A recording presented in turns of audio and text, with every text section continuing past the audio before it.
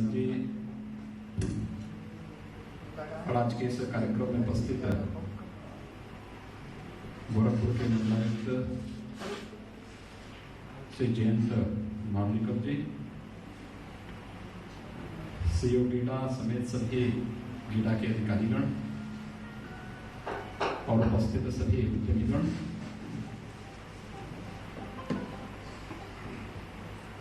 उन्नीस सौ 89 में गीडा की स्थापना होती है और गीडा की स्थापना के बाद गीडा के अंदर चैम्बर ऑफ इंडस्ट्रीज का अपना स्वयं का कार्यालय नहीं था। आज आप सबके पास अपना उद्योग भवन यहाँ पर प्राप्त हो रहा है। मैं इसके लिए आप सबको आप सबके प्रति व्यक्त करता हूँ। हम सब जानते हैं कि पूर्वी उत्तर प्रदेश में औद्योगिक विकास की एक प्रमुख संस्था है चैम्बर ऑफ इंडस्ट्री। गीडा के अंदर चैम्बर ऑफ इंडस्ट्रीज का अपना स्वयं का कार्यालय नहीं था। आज आप सबके पास अपना उद्योग भवन यहाँ पर प्राप्त हो रहा है। मैं इसके लिए आप सबको आप सबके प्रति व्यक्त करता हूँ। हम सब जानते हैं कि पूर्वी उत्तर प्रदेश में औद्योगिक विकास की एक प्रमुख संस्था है चैम्बर ऑफ इंडस्ट्री और औद्योगिक विकास के इस कार्यक्रम को एक गति देने के लिए एक सकारात्मक भूमिका के साथ न केवल गीडा बल्कि चैम्बर ऑफ इंडस्ट्रीज आप सबको मिलकर के आगे बढ़ना है।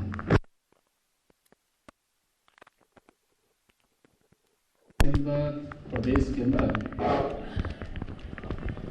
एक औद्योगिक वातावरण खड़ा हो रहा है।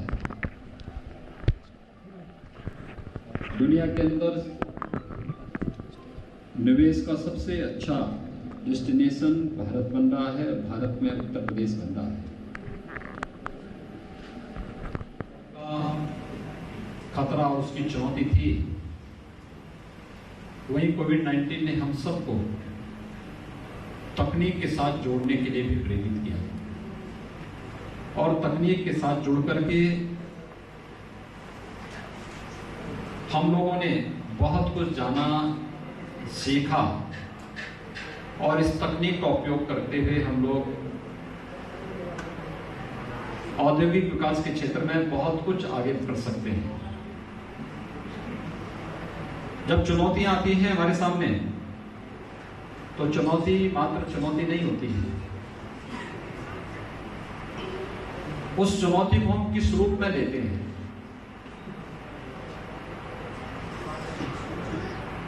अगर चुनौती को हम लोगों ने एक भय और दहशत के रूप में लेकर एक नयन का रास्ता अपनाया तो फिर हम लोग कुछ भी आगे नहीं कर पाएंगे। लेकिन चुनौती हमारे सामने है और हमने उस चुनौती के बीच से कोई रास्ता निकाल करके लोक कल्याण के और उस क्षेत्र विशेष के हित में कुछ महत्वपूर्ण कदम उठाती है तो वही इतिहास में नाम लेखन का काम करता है। और कोविड-19 ने ऐसे ढेर सारे अवसर दिए कि संक्रमण को रोकते हुए कैसे हम विकास की प्रक्रिया के साथ ही औद्योगिक विकास और रोजगार सृजन की इस प्रक्रिया को तीव्र गति से आगे बढ़ा सकें।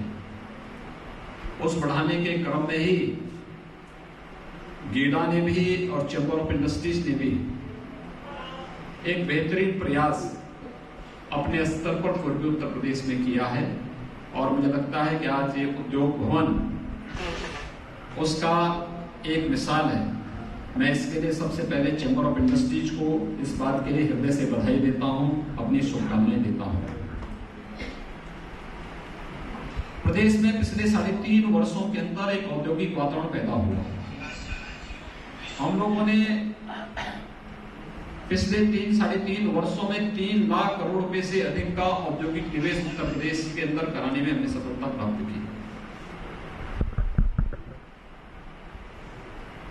20 लाख से अधिक युवाओं को निजी क्षेत्र के द्वारा किए गए इस निवेश में नौकरी की संभावनाओं के साथ जोड़ा और लाखों लोगों को अप्रत्यक्ष रोजगार के साथ भी इसके माध्यम से जोड़ने का कार्य किया गया था। ये वो निवेश है जो पिछले 3 वर्ष के अंदर निजी क्षेत्र ने प्रदेश के अंदर सरकार के साथ जो सरकार की विभिन्न नीतियां हैं उन नीतियों के अंतर्गत किया। लेकिन उत्तर प्रदेश केवल यहीं तक सीमित नहीं है। उत्तर प्रदेश का दायरा और उत्तर प्रदेश की यात्रा तो इससे बहुत पुरानी है। जब देश की प्रतिपत्ति आए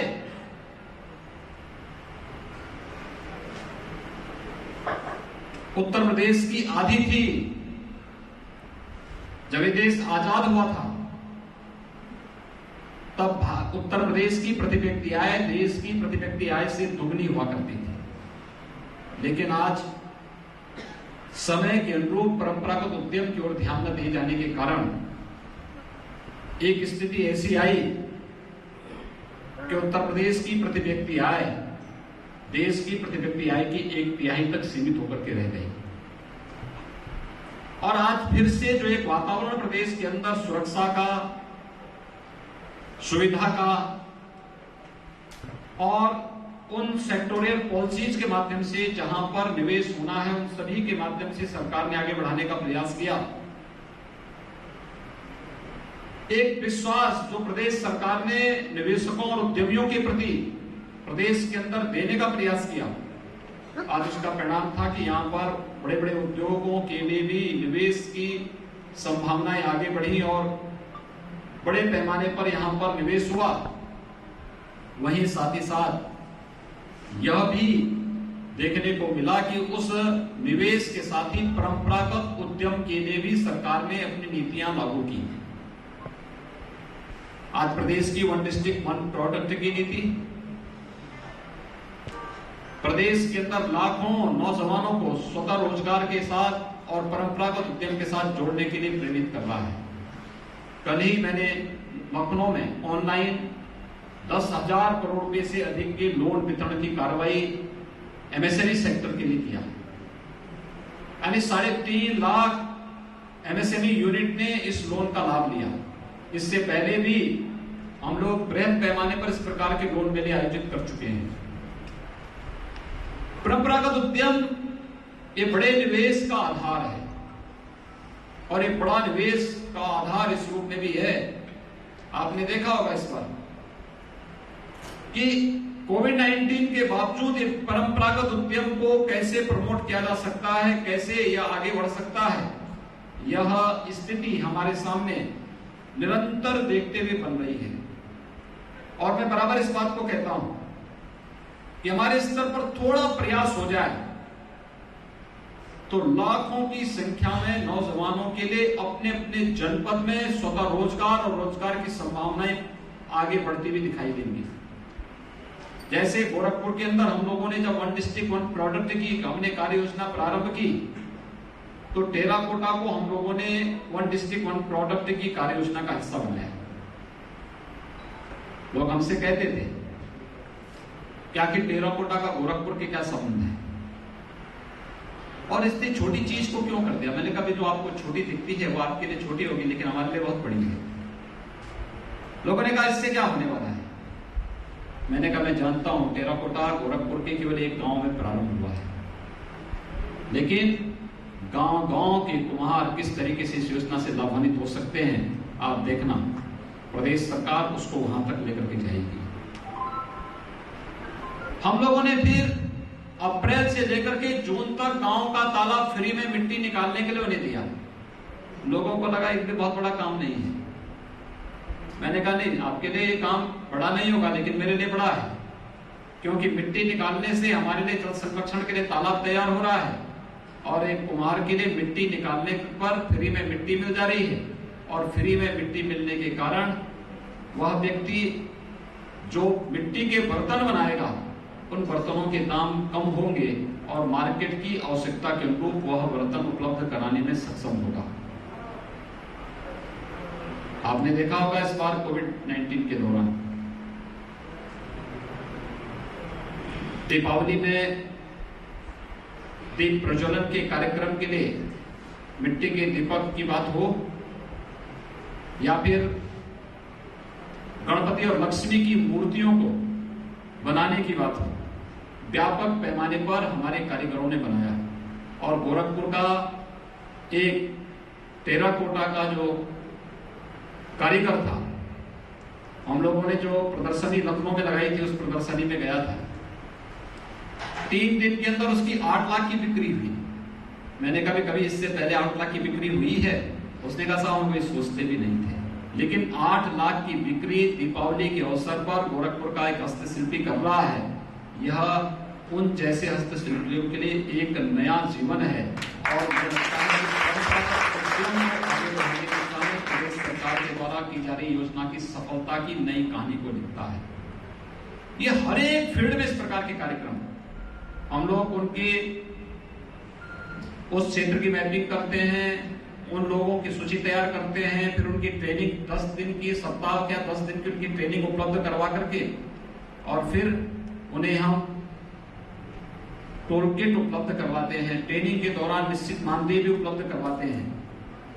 ट्रेनिंग के उपरांत बैंकों से लोन उपलब्ध कराने की व्यवस्था भी उनको दी जाती है। बैंकों से प्रधानमंत्री मुद्रा योजना में, मुख्यमंत्री स्वरोजगार योजना में, स्टार्टअप की योजना के अंतर्गत और अलग अलग योजना के अंतर्गत आत्मनिर्भर पैकेज कोरोना कालखंड में प्रधानमंत्री जी ने घोषित किया, इसके अंतर्गत भी उन्हें लोन उपलब्ध कराने की कार्रवाई की जा रही है। लाखों की संख्या में ऐसे हस्तशिल्पियों, लगभग हम लोगों ने प्रदेश के अंदर 20 लाख ऐसे हस्तशिल्पियों को बैंकों से लोन दिलाने और ऐसे एमएसएमई यूनिट के लिए बैंक से लोन दिलाने की कार्रवाई को आगे बढ़ाया है, जिसमें काफी बड़ी मात्रा में हम लोग उपलब्ध करवा चुके हैं। मुझे लगता है कि बहुत शीघ्र शेष अन्य इस प्रकार के स्टार्टअप स्थापित करने वाले उद्योगियों को भी हम लोग बैंकों के साथ जोड़ करके उन्हें न केवल स्वतः रोजगार के लिए बल्कि अन्य लोगों को रोजगार देने और देश और प्रदेश को आत्मनिर्भरता की ओर अग्रसर करने में उन सबको लेकर के हम आगे बढ़ने जा रहे हैं। बड़े उद्योगों के लिए बहुत सारे अवसर हैं। याद करिए, आज से 3 साल पहले गोरखपुर में एक फ्लाइट आती थी और वह भी बरसात में या जाड़ों में बंद हो जाती थी, और आज गोरखपुर में 8 से 9 फ्लाइट आ रही हैं। गोरखपुर की कनेक्टिविटी देश के हर महानगर के साथ हो चुकी है। कुशीनगर में एक इंटरनेशनल एयरपोर्ट हम लोग बनाने जा रहे हैं, बहुत शीघ्र वो फंक्शनल होगा। प्रदेश में 2017 में, मार्च 2017 में केवल 3 एयरपोर्ट थे, जिसमें से 2 लखनऊ और वाराणसी अच्छे ढंग से चल रहा था, लेकिन गोरखपुर में कभी कभार फ्लाइट आ पाती थी। और आज 7 एयरपोर्ट हमारे फंक्शनल हैं, 14 पे काम चल रहा है। जेवर में हमारा एशिया का सबसे बड़ा एयरपोर्ट बन रहा है। कुशीनगर में इंटरनेशनल एयरपोर्ट बनाने जा रहे हैं। अयोध्या में इंटरनेशनल एयरपोर्ट बन रहा है। सोनभद्र है, चित्रकूट है, आजमगढ़ है, अलीगढ़ है, मुरादाबाद है, सहारनपुर, मेरठ, इन सभी जगहों पर हमारे एयरपोर्ट के निर्माण की कार्रवाई युद्ध स्तर पर चल रही है। एक्सप्रेस वेज का एक नया जाल उत्तर प्रदेश के अंदर फैलता हुआ दिखाई दे रहा है। दिल्ली से मेरठ का एक्सप्रेस वे हो, लखनऊ से गाजीपुर और वाराणसी तक के पूर्वांचल एक्सप्रेस वे हो, गोरखपुर एक्सप्रेस वे हो, या फिर बुंदेलखंड एक्सप्रेस वे, और एक नया एक्सप्रेस वे हम लोगों ने प्रस्तावित किया है मेरठ से प्रयागराज तक, गंगा एक्सप्रेस वे। ये सभी प्रदेश की इकोनॉमी की बैकबोन बनने जा रही है। इंफ्रास्ट्रक्चर औद्योगिक विकास का बैकबोन होता है, उसका आधारशिला होता है। अच्छा इंफ्रास्ट्रक्चर है, अच्छा निवेश और अच्छी औद्योगिक विकास की संभावनाएं वहां बढ़ सकती हैं। देश का पहला वाटरवे उत्तर प्रदेश के अंदर हल्दिया से वाराणसी के बीच में प्रारंभ हो चुका है। मल्टी मॉडल टर्मिनल की स्थापना वहां पे कर चुकी है। अगर उत्तर प्रदेश के माल को दुनिया के किसी भी मार्केट में सस्ते में पहुंचाना है तो वाटरवे आपके लिए वाराणसी हल्दिया के बीच में पहले से तैयार है। ये जितने भी एक्सप्रेसवे बनाए जा रहे हैं, इन सब में हर एक जनपद में अलग अलग औद्योगिक क्लस्टर बनाने की कार्रवाई चल रही है। गोरखपुर में भी हम लोगों ने प्रयास किया है। गीड़ा को मैंने स्वयं कहा है 1000 एकड़ एकड़ का एक लैंड बैंक बना करके यहाँ पर उद्योगों के लिए लैंड उपलब्ध कराने की कार्रवाई को आगे बढ़ाया जाए, और ये युद्ध स्तर पर इस कार्य को हम लोग तेजी के साथ आगे बढ़ा सकेंगे। आवश्यकता है, याद रखना, कोई भी व्यक्ति है वो किसी भी फील्ड का है, वह तब तक सफल नहीं हो सकता जब तक कि वो एक सकारात्मक सोच के साथ और पूरी प्रक्रिया का पालन करते हुए जब वो आगे बढ़ेगा तो वह जीवन में सफल भी होगा। और उस प्रकार का अगर वह औद्योगिक क्षेत्र में कार्य करने वाला व्यक्ति है तो उसका निवेश भी सफल होगा और उसी प्रकार के परिणाम भी वो देगा। जीवन में शॉर्टकट का रास्ता हमेशा खतरनाक होता है और कभी भी शॉर्टकट का रास्ता हमें नहीं अपनाना चाहिए किसी भी मुद्दे पर। शासन की पॉलिसी के अंतर्गत हम लोग उस प्रक्रिया के साथ जुड़े और आज तो एक नई प्रतिस्पर्धा प्रारंभ हुई। ईज ऑफ डूइंग बिजनेस में आपने देखा होगा उत्तर प्रदेश 2016 में 14वें नंबर पे था। हमने इसकी रैंकिंग को सुधारा। प्रदेश के अंदर जितने भी रिफॉर्म्स होने थे इन सब में तेजी के साथ कार्रवाई करते हुए 2019 आते आते हम उत्तर प्रदेश को दूसरे नंबर पर लेकर आ गए और आने वाले समय में जब एक बेहतर समन्वय चैम्बर ऑफ इंडस्ट्रीज और औद्योगिक निवेश से जुड़े हुए संस्थाओं के बीच में होता है तो ये प्रक्रिया और आसान हो जाती है। मैं आज के इस अवसर पर गेडा से जुड़े हुए अधिकारियों को, प्रशासनिक अधिकारियों को, सबको मैं इसी बात को कहूंगा कि किसी भी जेन्युइन कार्य में अनावश्यक प्रश्न न लगाएं। वह कार्य त्वरित और स्वतःस्फूर्त भाव के साथ होता हुआ दिखाई दे और एक समय सीमा के अंदर हो जहां इस कार्य को हमें तत्परता के साथ आगे बढ़ा करके पूरी जवाबदेही के साथ आगे बढ़ाना होगा। वहीं साथ ही साथ औद्योगिक क्षेत्र में कार्य करने वाले चैम्बर ऑफ इंडस्ट्रीज जैसी संस्थाओं को भी चाहिए कि वह लोगों को प्रेरित करें कि शॉर्टकट का रास्ता नहीं और नहीं कोई गलत रास्ता अपनाना है। सरकार की नीति के अंतर्गत, सरकार की पॉलिसी के अंतर्गत निवेश करना या औद्योगिक निवेश करना या उद्योग लगाना और फिर उसके रूप ही उसका पालन हम लोग करें, क्योंकि जब भी व्यक्ति गलत रास्ता अपनाएगा तो देर सवेर फंसेगा और बाद में ऐसा ना हो कि सरकार से ली जाने वाली किसी भी प्रकार के इंसेंटिव बाद में उसके लिए खतरनाक हो सके और उसके गले की हड्डी बन जाए। इस प्रकार